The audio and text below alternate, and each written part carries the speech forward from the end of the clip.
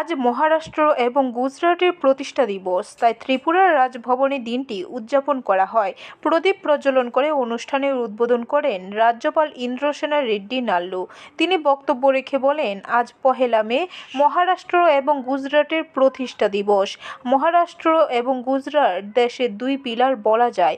এই দুই রাজ্য দেশের অর্থনৈতিক ও সামাজিক সহ সার্বিক বিকাশে বড় ভূমিকা পালন করছে বলে দাবি করেন রাজ্যপাল। Reminder of Gujarat's unique identity, culture and journeys since its formation.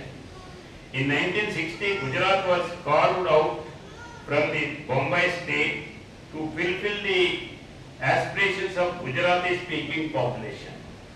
Since then, Gujarat has developed rapidly in industries, education and culture. The history of Gujarat state dates back to ancient times.